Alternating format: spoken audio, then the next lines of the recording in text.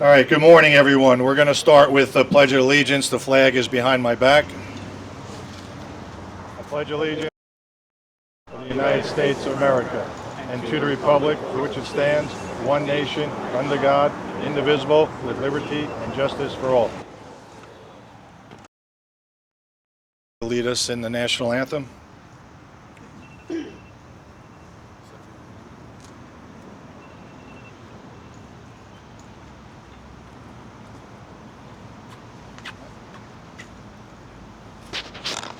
If everybody could join in, that would be great.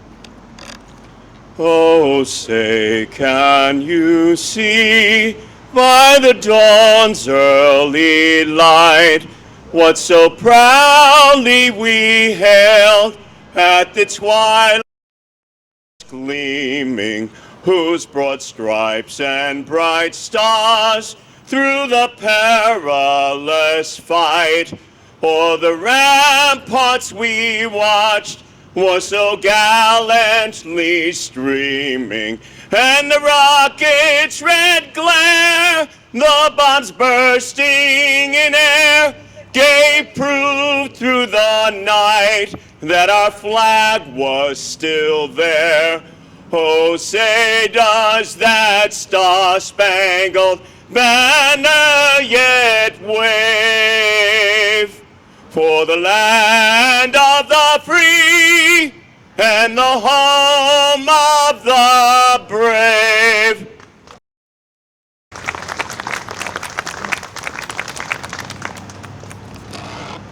All right, good morning, everyone. I'm Councilman Bill Smith, and I'm going to lead the ceremony this morning.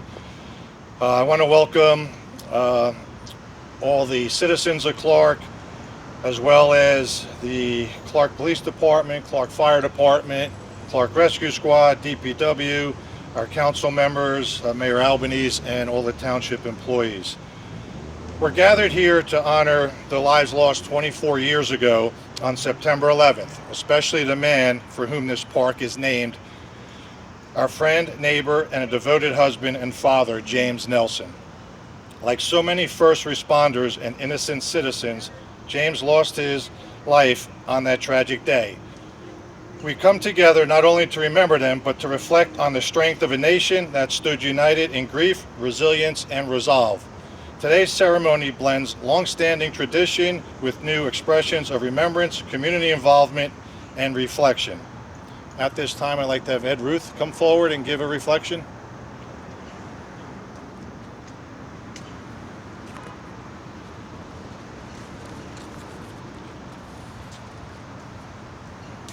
Thank you. Speaking to that. I will. Good morning. Thank you for the opportunity to give you my thoughts on this Memorial Day. And as we remember, 24 years ago today, changed many of our lives, some more than others. Some, like Roseanne, lost a family member. And many of us lost friends and colleagues. Everyone here remembers exactly where they were when the horrific events of 9/11 occurred. We remember the bravery of so many of our police and fire personnel, especially Jim Nelson, who we honor on this day. We also remember Jim Ehrlich, who with his EMT training headed for Ground Zero. As many of you know, my office was on 49 of 2 World Trade, but I wasn't at my desk that day.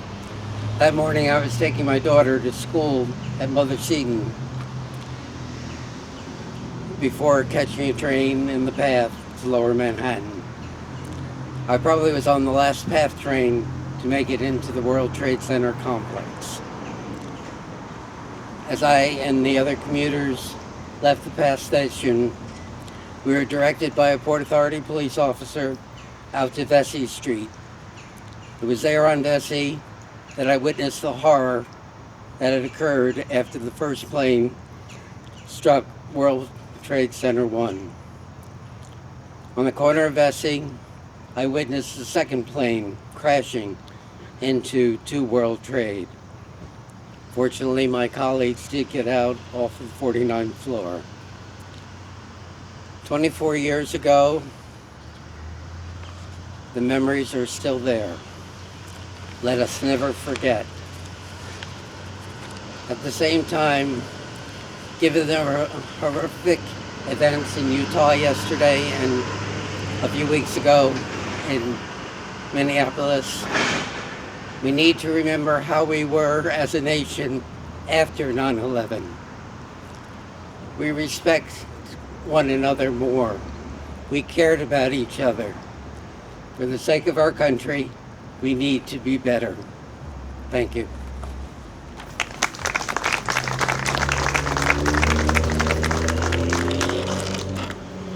Also want to mention and thank Jerry Scatoro, who he's been here every year to give a reflection, but unfortunately he is unable to attend today. We're going to do some first responder prayers, and we have a few council members who are going to come up and read the prayers. Steve Hunt. Good morning. I have the police officer's prayer. Lord, I ask for courage. Courage to face and conquer my own fears. Courage to take me where others will not go. I ask for strength of body to protect others, strength of spirit to lead others. I ask for dedication to my job, to do it well, dedication to my community, to keep it safe. Give me concern for others who trust me, and compassion for those who need me. And Lord, through it all, be by my side. Amen.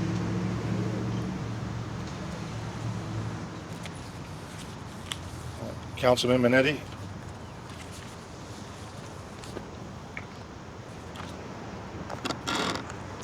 Good morning. I have the firefighter's prayer. When I'm called to duty, God, wherever flames may rage, give me strength to save some life, whatever be its age. Help me embrace a little child before it's too late, or save an older person from the horror of the fate. Enable me to be alert and hear the weakest shout, and quickly and efficiently to put the fire out. I want to fulfill my calling and to give the best in me, to guard my neighbor and protect his property. And if according to your will I am to lose my life, please bless with your protecting hand my child and my wife. Amen. I'm going to ask our business administrator to come up for the first responders blessing.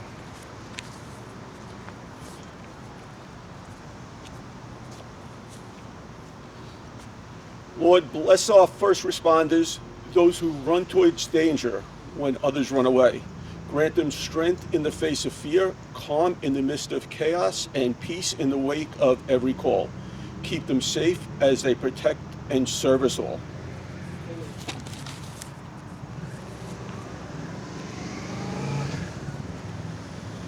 All right, I'm going to call up Mayor Albanese. We're going to do a flag timeline. At the conclusion of the flag timeline, the 28 people that have flags, we ask you to come and plant the flags around the mulch. You can start in the front and just work your way around. Mayor Albanese. Thank you, Bill.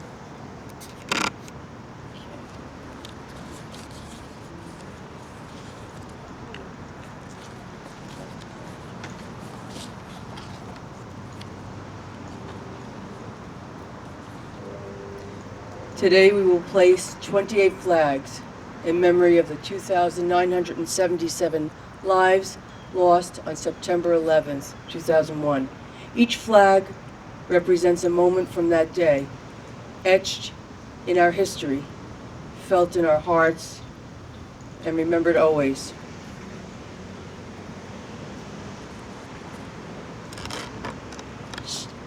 At 7:59 a.m., American Airlines Flight 11 takes off from Boston.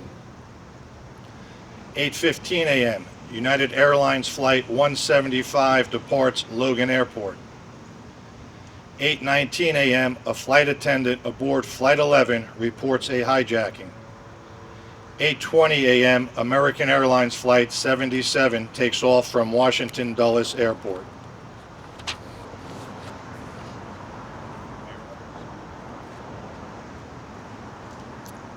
8:24 a.m. A hijacker mistakenly broadcasts threats to air traffic control, unintentionally alerting the authorities. 8:30 a.m. The World Trade Center is coming to life as business opens and people start their workday. 8:37 a.m. Boston Air Traffic Control notifies the military of the hijacking. 8:42, United Airlines Flight 93 takes off from Newark.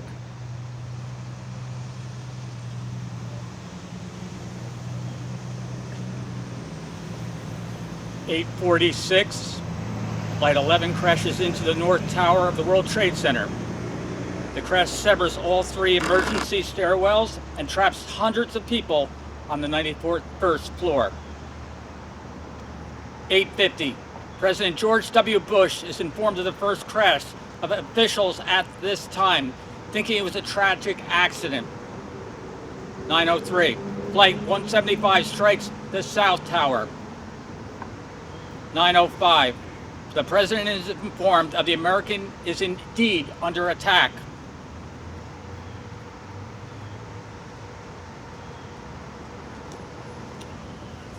9:12 a.m. Passengers on Flight 77 begin calling family and American Airlines to report hijacking of their flight. 9:21 a.m. All New York City bridges and tunnels are closed. 9:36 a.m. Vice President Dick Cheney is evacuated to the Emergency Operations Center beneath the White House. 9:37 a.m. Flight 77 crashes into the Pentagon.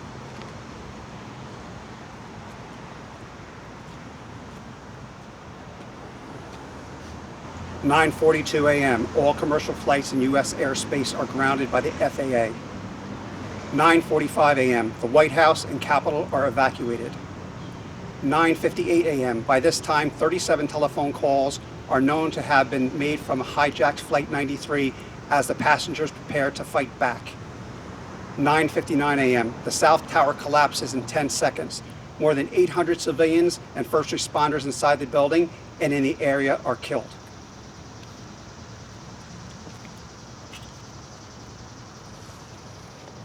10:03 a.m. Flight 93 crashes in Pennsylvania Field. 10:15 a.m. A portion of the Pentagon collapses. 10:28 a.m. The North Tower collapses. More than 1,600 people are killed. 11:02 a.m. New York's mayor orders the evacuation of Lower Manhattan.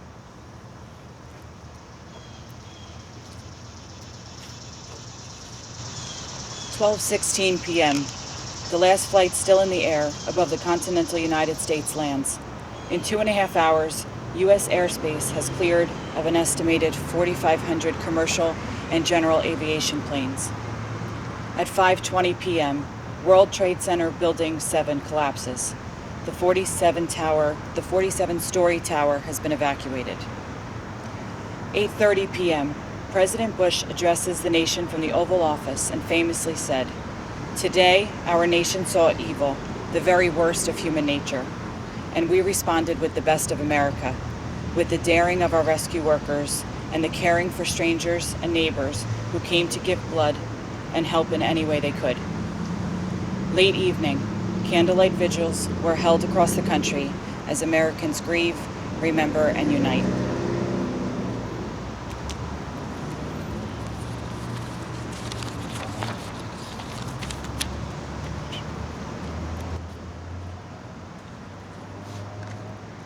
These 28 moments represent more than a sequence of events. They reflect heartbreak, heroism, and the strength of a nation that came together in the face of tragedy. As President Bush reminded us that night, none of us will ever forget this day. Yet we go forward to defend freedom and all that is good and just in the world. At the end of the ceremony, we'll have each flag placed as a symbol of remembrance for each of these moments, in demonstration of unity and enduring hope in this country. Please come up, plant your flags.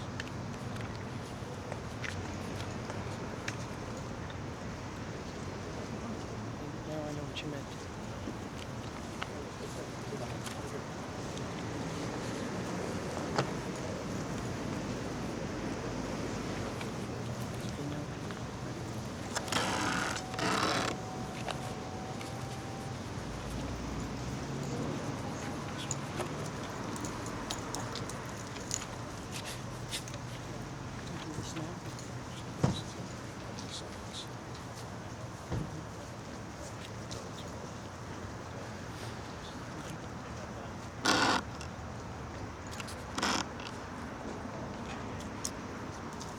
This time, I'd like to pause for a moment of silence with the bell toll from the truck.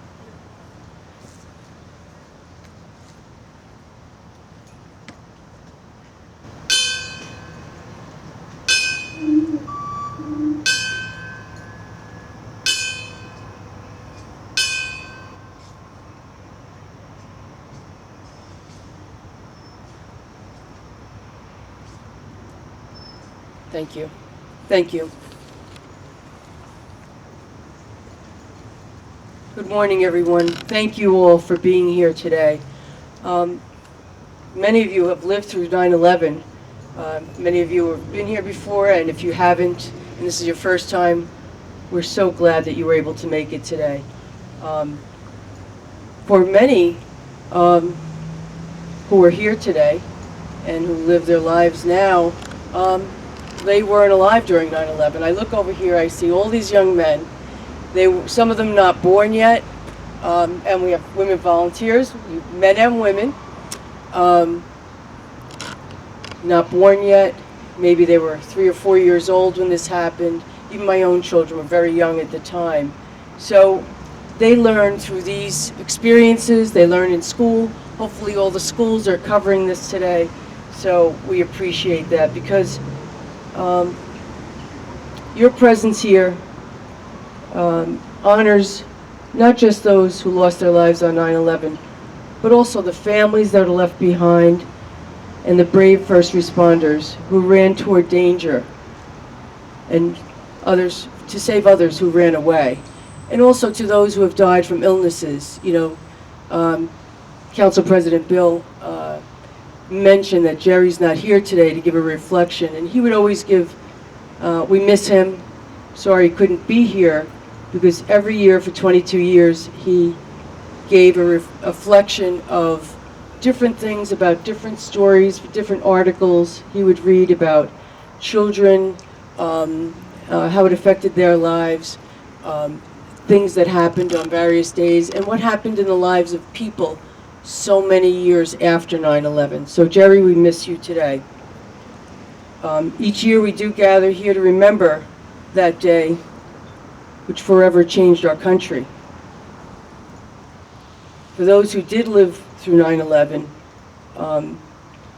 and were here in town, one of the things that was important to me, and that's important to me on this day, is that we honor everyone, and we also show the resilience of this country. That is what is so amazing, the resilience of this country. We gathered at the high school, more than 6,000 people, to reflect upon everything and to join together, to unite together. And that was a candle vigil that was held and really demonstrated how we persevere and the resilience of this country to fight back, which is very important in reflection on this day.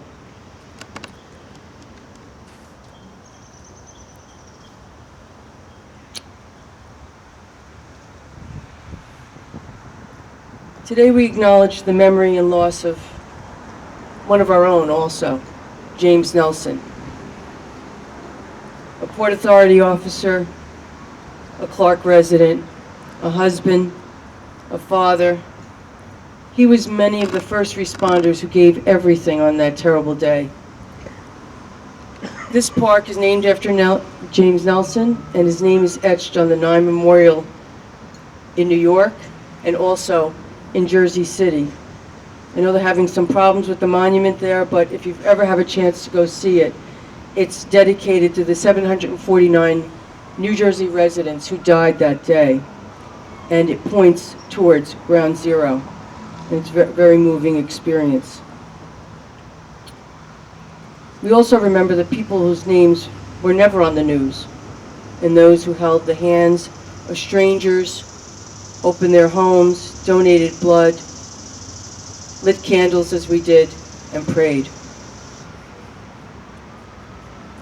Here in our town, we may be a distance from New York or Washington or Shanksville, but we're not far from the meaning of the day, because the spirit of service, of neighbors helping neighbor, of honoring sacrifice, that spirit lives right here in our community. And that's what today is about, honoring our resilience and our commitment to never forget. A commitment to teach next generations not just what happened, but why it matters. And a commitment to make our community stronger, kinder, and more united, to honor those who can no longer be with us. This year we added new elements to the ceremony and tried to create moments that help us to feel what that day was like in a new way. Not just remember it, but to thank everyone who helped bring those ideas to life. Specifically, I'd like to thank Liz Klee, who couldn't be here today, but really came up with this idea. She came to me and said she'd like to try something different this year, and I'm really glad we were able to do this, and I appreciate the help of Councilman Bill Smith and Pat O'Connor, who worked together to direct how the ceremony would be held. So thank you very much for that. So I want to thank you all for being here today, for remembering, for caring, and for standing together, just as Americans did 24 years ago.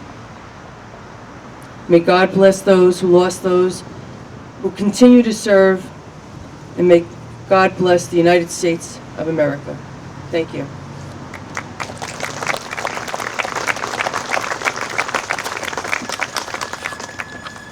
At this time, I would like to ask Councilman Pat O'Connor to come up and read a poem.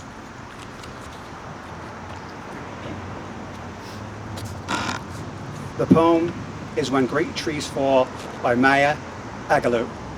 When great trees fall, rocks on distant hills shudder. Lions hunker down in tall grasses, and elephants lumber after safety. When great trees fall in forests, small things recoil into silence, their senses eroded by fear. When great souls die, the air around us becomes light, rare, sterile. We breathe briefly. Our eyes, briefly, see with a hurtful clarity. Our memory, suddenly sharpened, examines, gnaws on kind words unsaid, promised walks never taken. Great souls die, and our reality, bound to them, takes leave of us. Our souls, dependent upon their nurture, now shrink, wizened. Our minds, formed and informed by their radiance, fall away.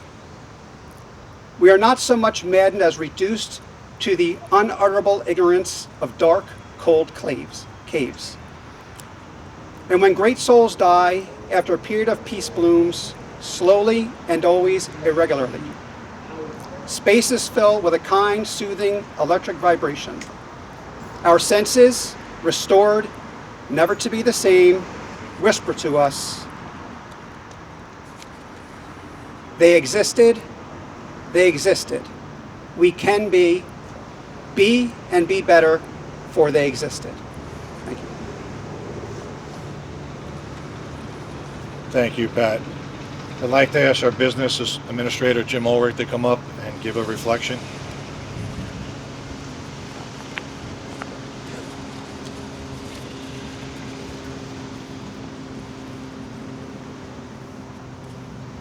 On September 11, 2001, our nation witnessed unspeakable tragedy, and amid the devastation, extraordinary courage.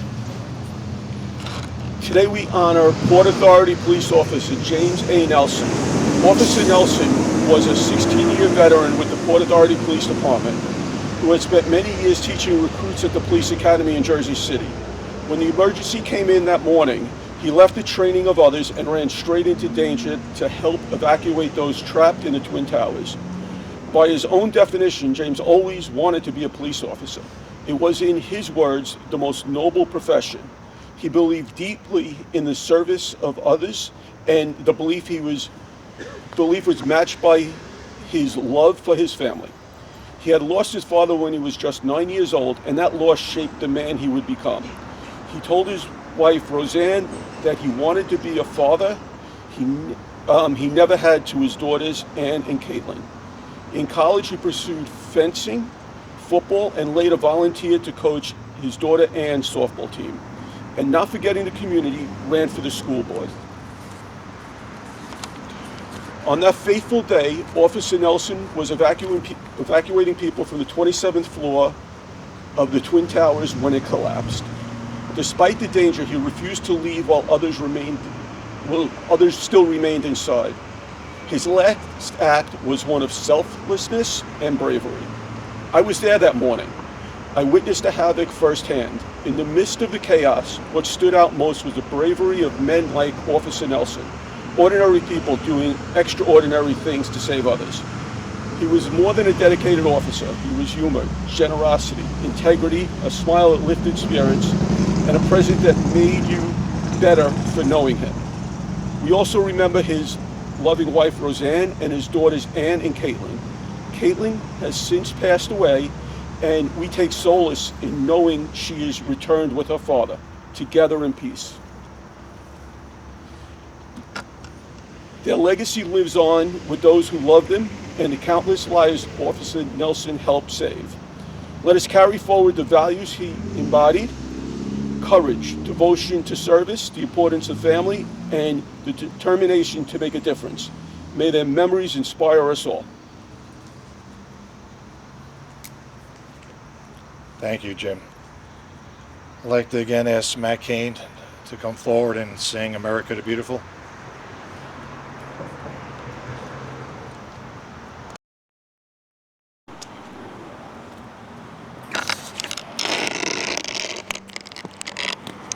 Oh, beautiful for spacious skies, for amber waves of grain, for purple mountain majesties above the fruited plain. America, America, God shed his grace on thee, and crown thy good with brotherhood, from sea to shining sea.